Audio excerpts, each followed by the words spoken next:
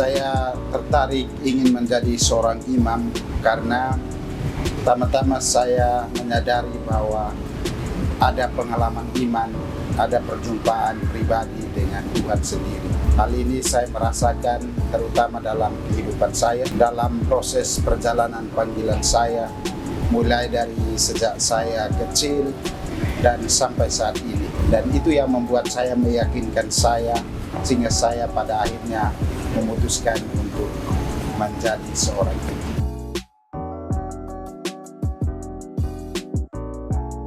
Panggilan memang sebuah misteri.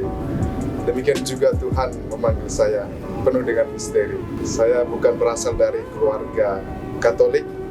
Saya dibesarkan dalam keluarga yang bukan Katolik, tapi saya tertarik menjadi Katolik waktu SMP, dan saat itu juga saya mempunyai panggilan, mempunyai niat untuk menjadi imam kelas 3 SMP, dan pada saat kelas 1 SMA saya menguatkan, mengkokohkan panggilan saya itu, niat saya itu untuk menjadi imam. Hingga pada saat sekarang masih bertahan untuk berada di jalan Tuhan, panggilan Tuhan.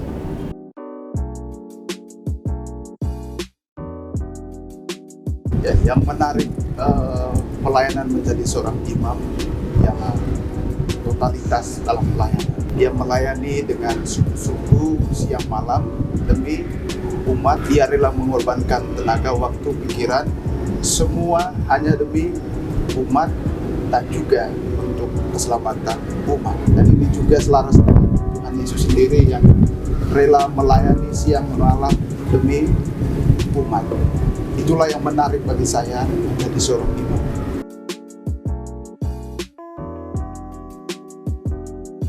Baik, yang pertama-tama tentu hal yang perlu saya tanamkan, yang saya harus lakukan dalam proses perjalanan panggilan saya, terutama menjaga panggilan saya dalam kehidupan imamat nanti, tidak lain adalah relasi dengan Tuhan, berdoa dan selalu setia menjalin komunikasi dengan Tuhan. Mungkin dengan menjalin komunikasi secara terus-menerus dengan Tuhan, mungkin itu yang tetap akan menguatkan saya sehingga saya tetap setia pada panggilan saya.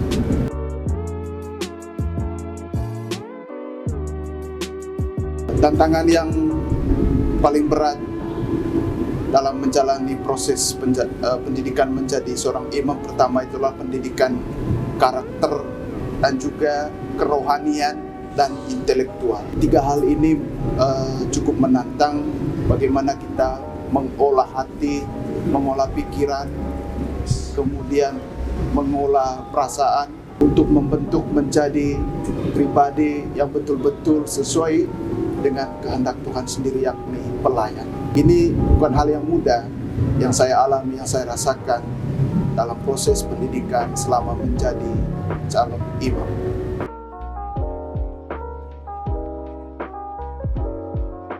Tokoh idola saya ialah Yesus Kristus sendiri. Yesus adalah pusat dan juga kompas panggilan saya. Kemanapun saya melangkah, kemanapun saya melayani, Yesus selalu menjadi idola saya. Seperti Yesus adalah pelayan sejati, demikian juga saya akan menjadi pelayan sejati, memberikan diri secara total.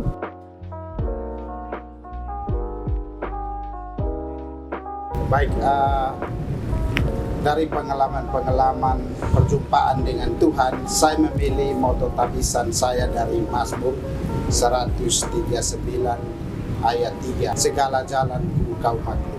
Saya memilih moto tabisan ini karena saya merasa bahwa mulai dari proses perjalanan panggilan saya, sejak saya masuk, saya menyadari bahwa ada kekurangan-kekurangan dalam diri saya. Dan saya yakin bahwa dalam kekurangan-kekurangan ini tampak kehadiran Tuhan dalam panggilan saya.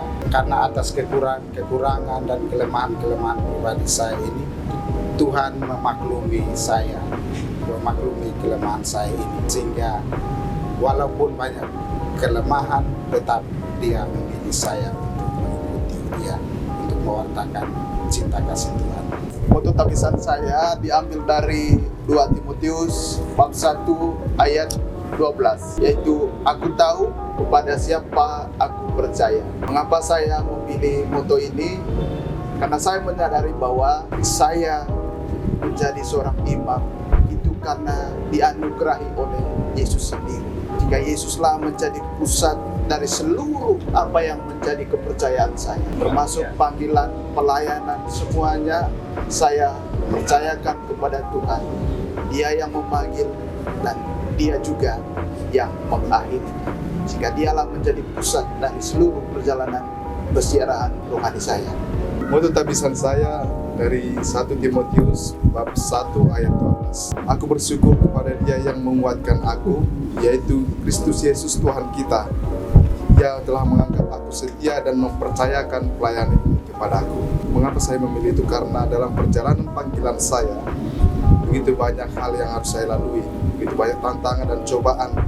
Jadi tadi pertama saya bukan dari keluarga Katolik, tapi saya setia sampai saat ini. Ketika saya setia, maka Yesus Kristus mempercayakan pelayanan ini kepada aku. Terima kasih, berkah dalam.